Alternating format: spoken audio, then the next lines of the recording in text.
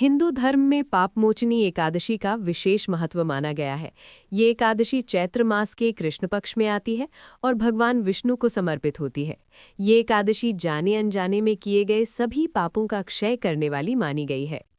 धार्मिक मान्यताओं के अनुसार ये एकादशी सुख, समृद्धि और अंततः मोक्ष प्रदान करने वाली है।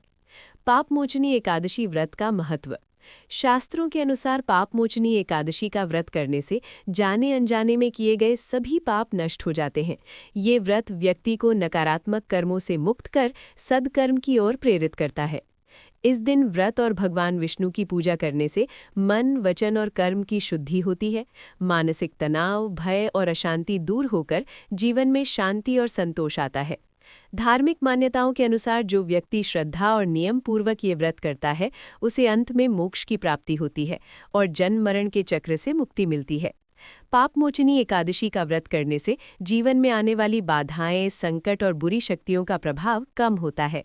भगवान विष्णु की कृपा से व्यक्ति सुरक्षित रहता है। इस व्रत से व्यक्ति को अनेक यज्ञों और दान के बराबर पुण्य फल प्राप्त होता है। जीवन में सुख, समृद्धि और सौभाग्य की वृद्धि होती है। पापमोचनी एकादशी व्रत का निष्कर्ष। पापमोचनी एकादशी केवल एक व्रत नहीं, बल्कि आत्मशुद्धि और आध्यात्मिक उन्नति का एक सशक्त माध्यम है। जो व्यक्ति सच्चे मन से इस व्रत को करता है, उसके जीवन से पापों का नाश होकर धर्म, शांति और सुख का वास होता है। पापमोचनी एकादशी व्रत कथा। प्राचीन काल में चैत्र रथ नामक एक अति सुंदर वन था। इस वन में गंधर्व कन्याएं विहार करती थीं और देवराज इंद्र अन्य देवताओं के साथ भ्रमण करते थे। इसी रमणीय वन में महर्षि च्यवन के पुत्र मेधावी ऋषि कठिन तपस्या में लीन रहा करते थे।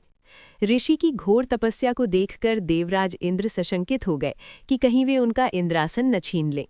तब भंग करने के लिए इंद्र ने मंजू घोषा नामक अप्सरा को पृथ्वी पर भेजा। मंजू घोषा ने अपनी कामुक चेष्टाओं और सुरीले गायन से ऋषि को रिझाना शुरू किया। युवा मेधावी ऋषि उस अप्सरा के सौंदर्य पर मोहित हो गए और अपनी तपस्या छोड़कर उसके साथ प्रेम विलास में मग्न हो गए। ऋषि मंजू घोषा के मोहपाश में इस कदर बंध गए कि उन्हें समय का ज्ञान ही नहीं रहा। कई वर्ष व्यतीत हो गए, लेकिन ऋषि को लगा जैसे अभी कुछ पल बीते हों। जब मंजू घोषा ने स्वर्ग वापस जाने की अनुमति मांगी, तब ऋषि को अपनी भूल और तपस्या के क्षय का बोध हुआ। अपनी तपस्या भंग होने से क्रोधित होकर मेधावी ऋषि ने मंजू घोषा को श्राप दे दिया। हे पापिनी, तुमने मेरा तप नष्ट किया है, इसलिए तुम पिशाचिनी बन जाओ। श्राप मिलते ही सुंदर अप्सरा कुरूप पिशाचिनी में बदल गई। कांपते हुए मंजू घोषा ने ऋषि के चरणों में गिरकर क्षमा याचना की और श्राप से मुक्ति का उपाय पूछा। ऋषि का क्रोध शांत हुआ तो उन्होंने उसे बताया कि चैत्र मास के कृष्ण पक्ष की पापमोचनी एकादशी का व्रत करने से तुम्हारे समस्त पाप नष्ट हो जाएंगे और तुम पुनः अपने रूप को प्राप्त करोगी। ऋषि मेधावी स्वयं भी अपने पतन से दुखी थे। वे अपने पिता च्यवन ऋषि के पास गए। पिता ने उन्हें भी इसी पापमोचनी एकादशी का व्रत करने की आज्ञा दी ताकि उनकी बुद्धि पुनः शुद्ध हो सके और खोया हुआ तप प्राप्त हो सके। कथा का परिणाम। मंजू घोषा और मेधावी ऋषि ने पूर्ण श्रद्धा और विधि विधान से इस एकादशी का उपवास किया। मंजू घोषा पिशाच योनि से मुक्त होकर पुनः परम सुंदरी अप्सरा बन गई और स्वर्ग को प्रस्थान किया।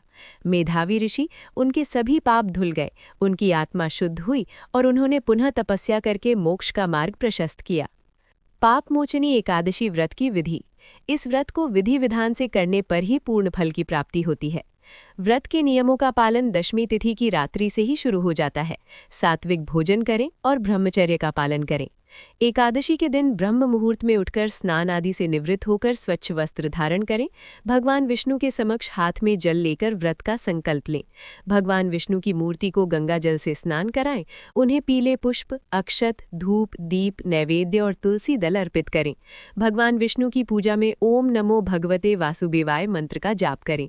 भगवान विष्णु की पूजा के समय पापमोचनी एकादशी की व्रत कथा का पाठ करें या सुनें। पूजा के अंत में भगवान विष्णु की आरती करें।